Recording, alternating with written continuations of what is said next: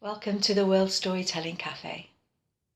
I've got some stories and songs for Maeve, for Beltane, for Callan Mai. Hatolwg lan y teulu, roch gynadyn I ganu, mae ryd a borfan glasu, yn tyfu ar y tir. Mae'r gog yn pyncio I gore, yn barod hwyr y bore, nid pellodd I ythain drysau, yw dyddiau clamau clir. Kind family, we greet you with this our summer carol. Once more the fields and meadows grow green with corn and hay, and cheerfully the cuckoo from other climes returning once more is here to welcome this merry month of May. Once upon a Maytime, one May morning, just as the sun was rising, a woman came riding on a white horse.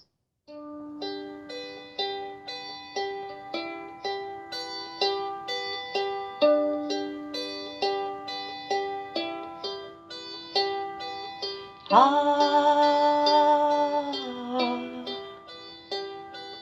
ah, and around her head, small birds sang.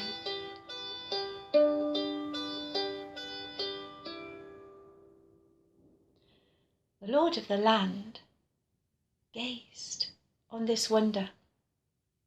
The Lord of the land, Lord Pwyll, Lord of Dyfed, had spent the night on Arbeth Hill, out of curiosity, remembering the old saying, spend the night on Arbeth Hill, see a wonder, or suffer an ill. And now he was seeing something wonderful. Who is the lady? He sent a man down the hill to find out. The man ran down the hill just as the lady was disappearing around the green hill.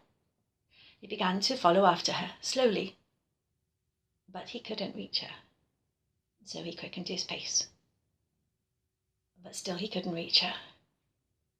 There she was again, ahead of him, just about to turn around the green hill, and seemed to be moving at such a slow and steady pace. Running, he could not reach her. He was running as fast as his legs could carry him, but still he could not reach her. Exhausted, frightened, the man climbed the green hill. Arglwydd, mae'n amhosib mynd yn agos at y ceffyl llwyd. I saw, said the Lord.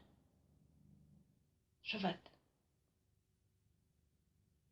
Very strange. Rhyfedd. Let's return tomorrow.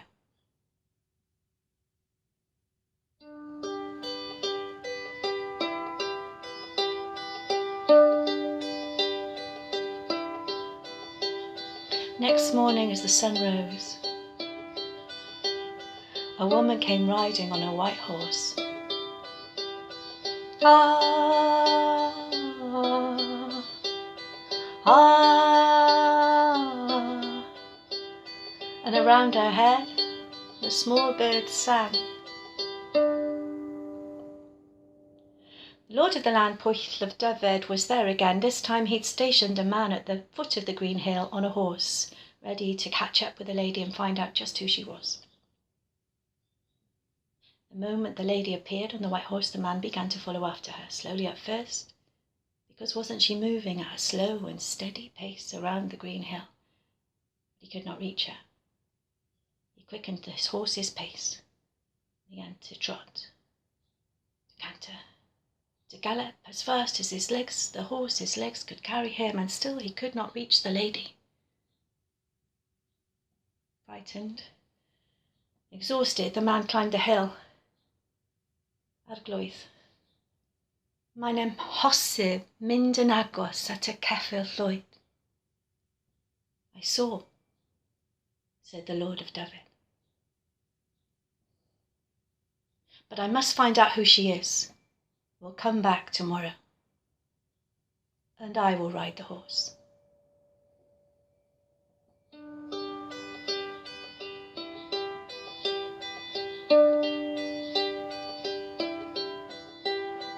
Next morning, as the sun rose, the lady came riding on a white horse, rings on her fingers, bells on her toes. Small birds shall sing around her wherever she goes. Oh, ah. This time the lord of the land, Lord Dyfed, was on his horse ready to catch up with her. She was moving slowly, and so he began slowly, trotting, cantering, galloping, faster and faster and faster and faster and faster and faster, till the horse was riding flat out and still he could not reach the lady on the white horse. In desperation he called out, "Ar gloeddus, ar hosswch, ysgwelwch yn dda. Lady, wait, please." And the white horse stopped, and the lady waited. And when he caught up with her, she lifted the veil from off her face and smiled. And her smile was just like the morning sun. "Gladly will I wait. And it would have been better for you and your men and your horses if you'd only asked me earlier." "Who are you? And why have you come to my land?" "My name is Rhiannon, and I've come from my own country about my own business." "You are welcome here. Please, stay." "My family wish me to marry a man I despise. I've decided to choose my own husband. I've decided that I want to marry you."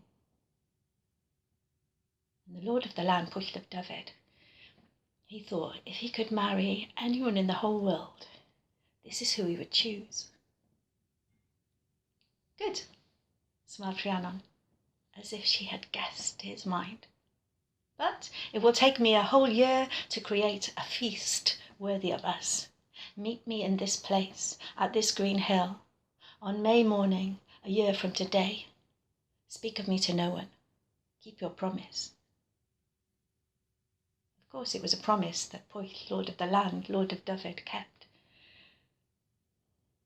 And after a year, and some trials and tribulations, and another year of waiting, eventually, Lady Rhiannon of the other world married Lord Pwyll of Dyfed, lord of this land.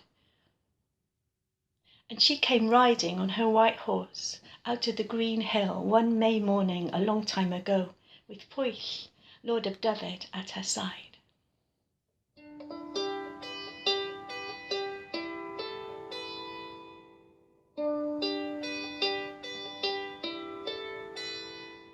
And she carried a basket, and in the basket a bag, a magic bag of the Lady Rhiannon that could never be empty, never be filled. And from the bag she produced a gift from the other world, a gift for everyone she met.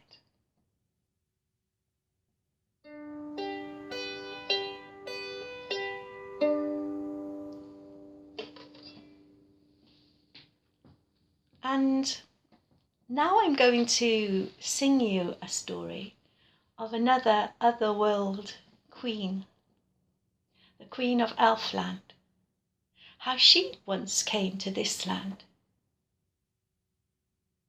a long time ago, one May morning.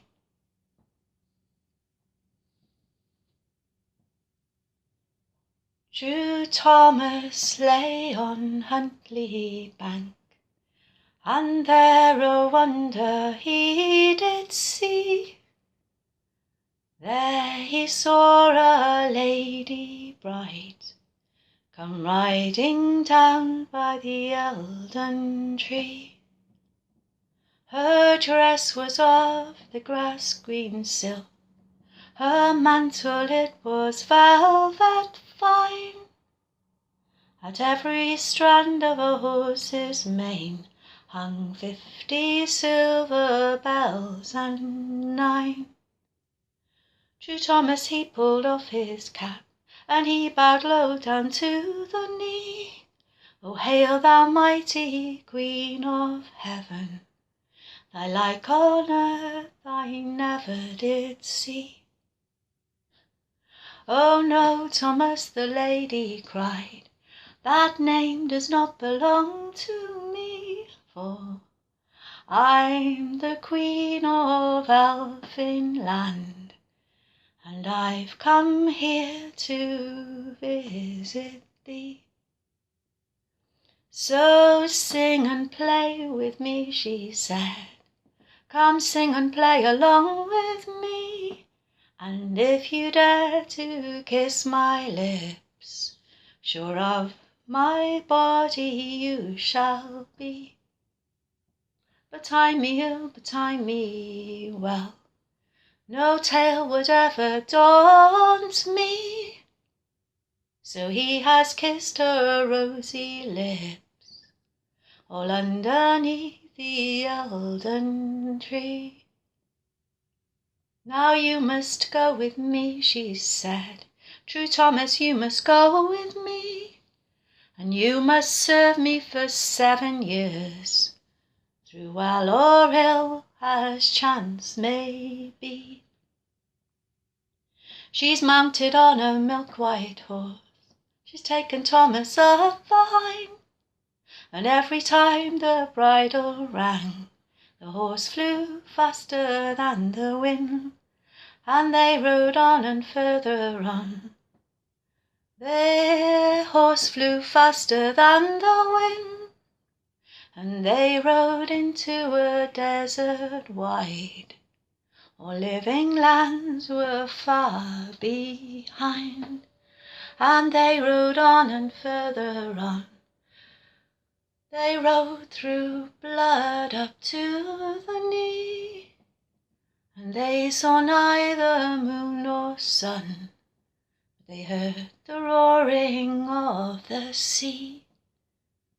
Lie down, True Thomas, she said, come rest your head upon my knee. Lie down and rest a little while, and I will show you wonders 3. Oh, see you not the narrow road, so thick beset with thorns and briars? That's the road to righteousness, though after it but few enquire. And see you not the broad road that rides across the lily leven? Well, that's the road to wickedness, though some might call it the road to heaven. Oh, see you not the narrow road that winds around the ferny green hill? Well, that's the road to Elfinland, where you and I, we must travel still. But you must hold your tongue, she said, whatever you do hear or see, for if you speak in Elfinland, you'll never get back to your own country.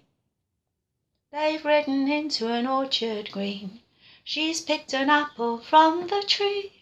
Take this for your wages, Thomas, she said, it can give you a tongue that will never lie.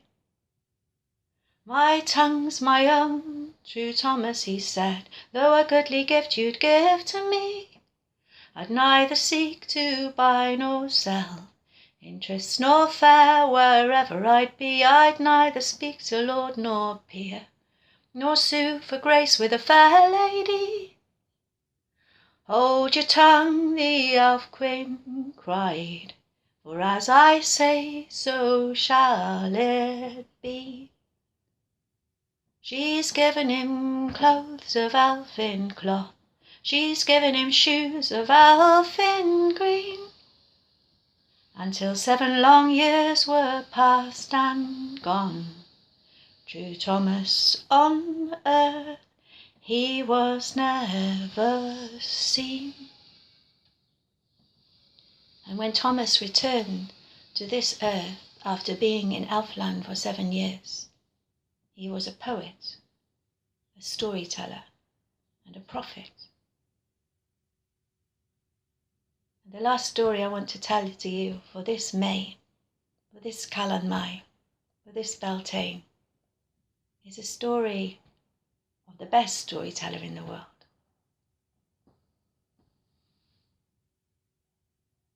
Amser maith yn ôl. Once upon a time,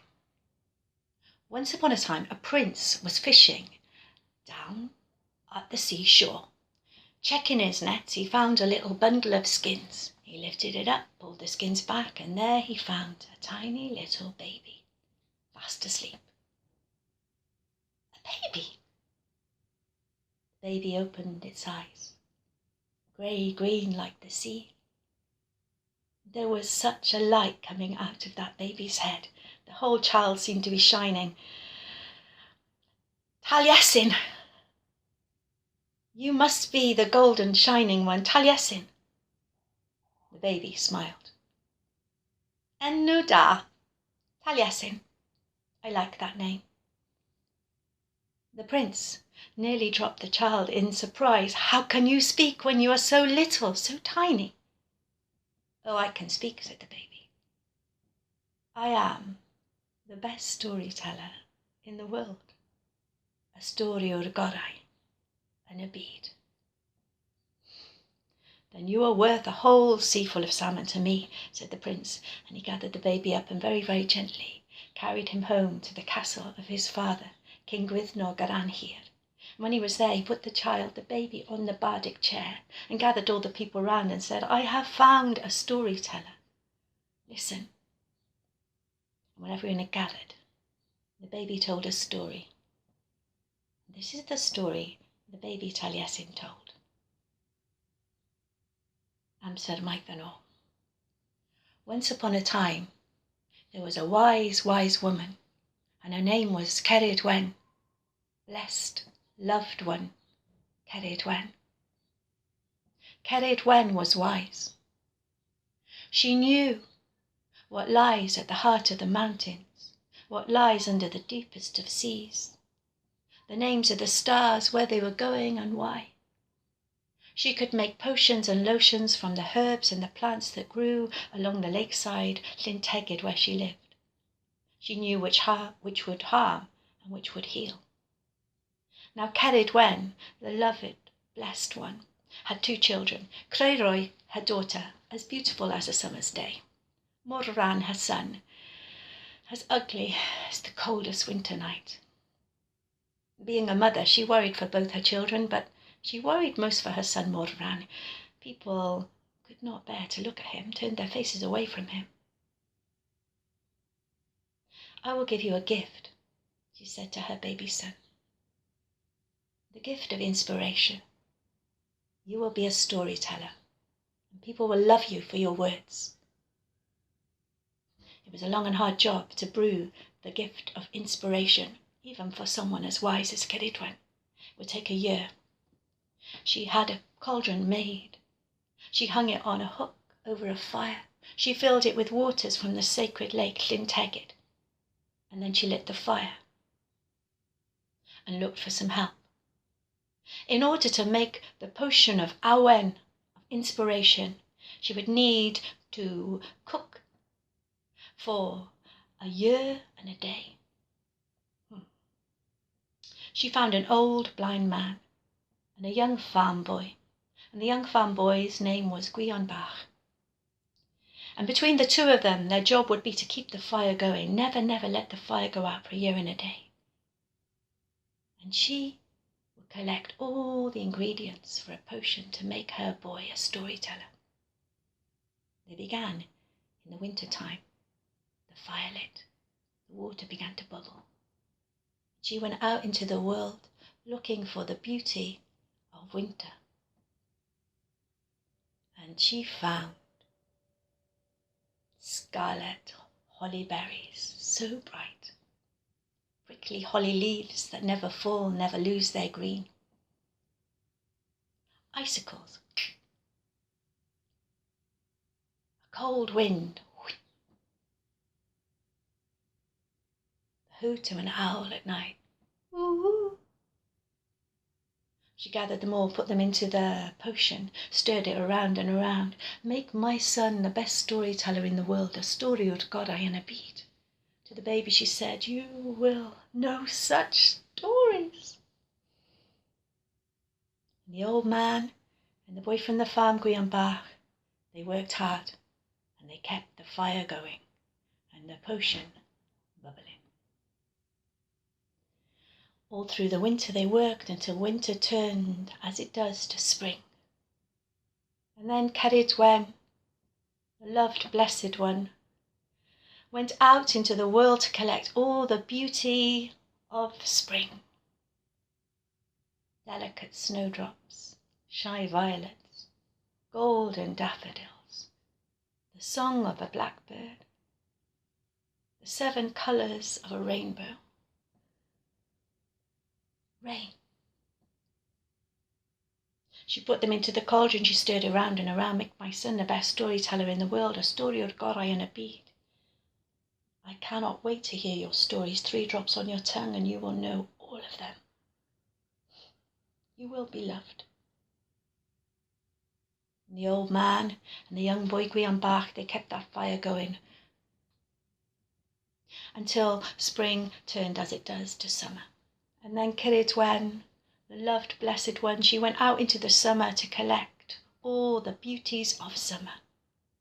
Blossom from the May, blossom from the apple, wild strawberries, bzzz, honey from the bees, golden wheat from the fields. She put them into that cauldron and they began to cook. And she stirred it around and around. Make my son the best storyteller in the world, a story of God I in a beat. Give him the gift of inspiration. Give him the gift of Awen. You will have Awen. And the old man and the young boy Guiambach, they kept the fire going until summer turned, as it does, into autumn. And then Caridwen went out into the world and collected all the beauty of autumn. Shining conkers, acorns, hazelnuts, apples, all the colours of autumn she gathered in a basket, put into the potion, stirred it round and around. Make my son the best storyteller in the world, a story of God I unna beat. Such a gift I'm brewing for you. And all the time the old man and the young boy Guiambach, they worked until the potion was almost ready. A year and a day were almost up. Caridwen, the loved blessed one, tired after her long labours, closed her eyes and slept for a little bit. And Morfran, the little baby, slept too. And the old man Mordor dozed by the fire. Only Guiambach was awake. He looked into the potion, and it began to bubble. Blip, blip, blip, blip, blip, blip, blip, blip, blip. He thought he could see strange, wondrous shapes in the mist and steam and waters that were bubbling.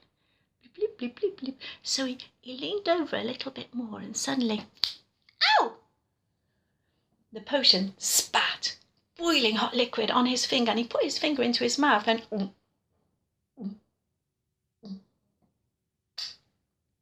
he swallowed the magic 3 drops down. And as he did so, his heart and his head felt like they would burst, for he knew all the stories that ever there have been or will be are. He felt he would crack with all the inspiration in him. And that's just what the cauldron did, its work done. And everything left in that cauldron turned to poison. its magic work done. The sound of the cauldron cracking woke Caridwen. She looked at the boy, the farm boy Gwiambach. Let's see where Dignate. Derema. He did not come. He ran as fast as his legs could carry him out of that place. And he ran and he ran and he ran and he ran and he ran and he ran and he ran and he ran. And when she saw what he had done, she ran after him. She ran too. And she ran and he ran and she ran and he ran. You've never seen such a chase as Mother Caridwen chasing that Gwiambach uphill, downhill, through the muddy fields, through the woods, down by the river. And he ran until the breath was going out of his body, until his legs were like jelly, till his breath was ragged in his throat and it was burning, and he thought, I can't run anymore. I wish I was a better runner than this. I wish I could run like those hares on the mountains. Ona Bowney and Squadnog. Ding!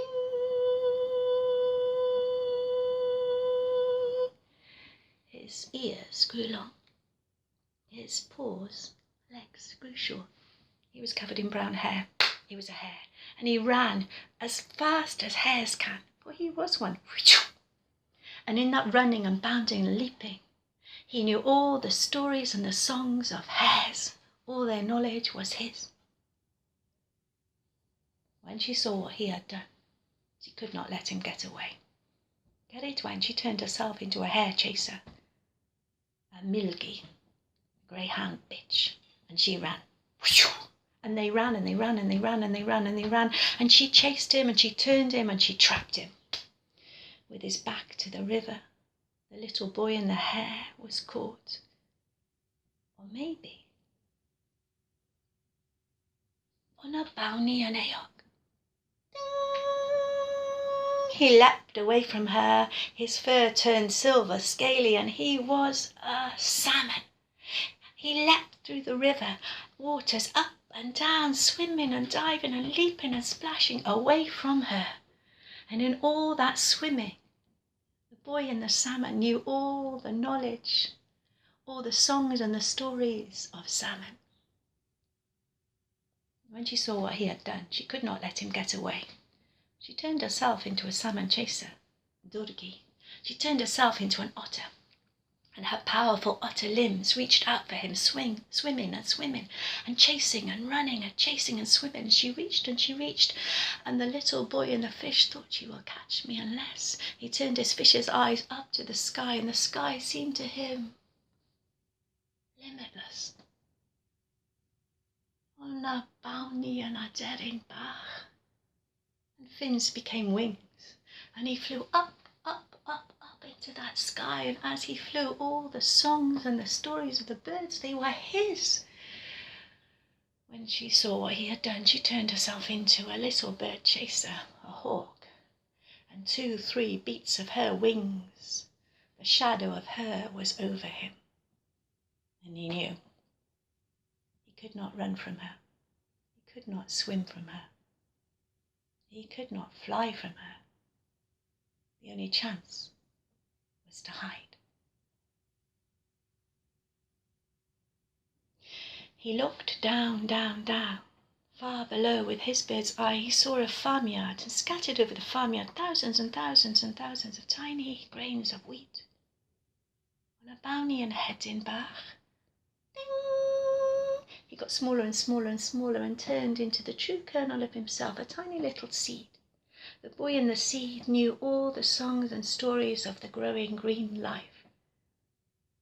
He was one amongst thousands and thousands of brother and sister grains of wheat.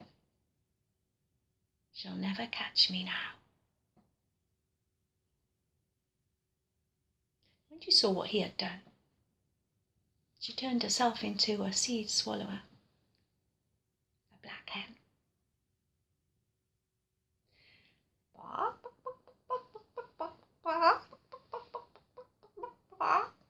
And one of those tiny seeds was shining. She opened her beak, peck, and swallowed it down. Then as woman Caridwen returned home to care for her children, Creiri and Modoran. In her belly, the boy in the seed dreamed. O'na bawn ni yn babi eto. O'na bawn ni yn fabi eto. He was a baby again. And for 9 long months he swam in the seas of his mother's belly until she gave birth. And she knew who it was she'd given birth to. You little thief. You stole the potion that was meant for Mordran. You took it away from him. She hated him, but she loved him too. He was the most beautiful thing she had ever made. The boy who had been a hare, a salmon,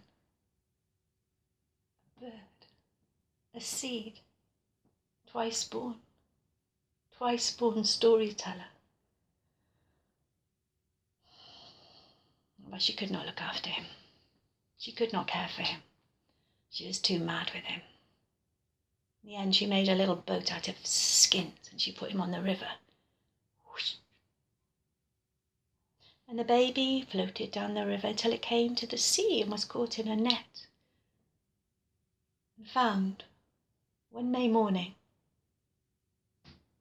And that, said the baby Taliesin, on the chair in the castle of Gwyddno Garanhir, that is when the Prince Elfin found me. Well, when they heard that story, everyone agreed it was the best story they'd ever heard, and they cheered. And Taliesin, he stayed at that court and grew up to be the most famous storyteller in Wales. When she saw what she had done, Ceridwen accepted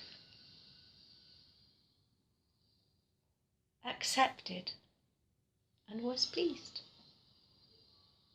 The blessed loved one, Ceridwen, knew that as long as the stories of Taliesin were told, her name would always be remembered.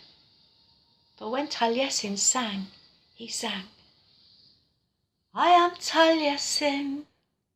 I was born and then I died and I was born again. I was swallowed by the black hen.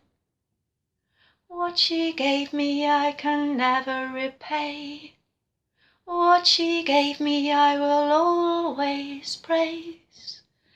Ceridwen, Ceridwen.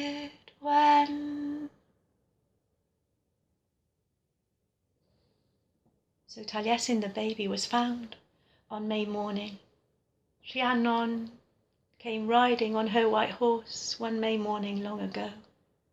And True Thomas met the Queen of Elfin land. I wish you all a happy May, and I have one song to finish today. We've been a-rambling all night long and the rest of half the day, and now we are returning again. We've brought you a branch of May.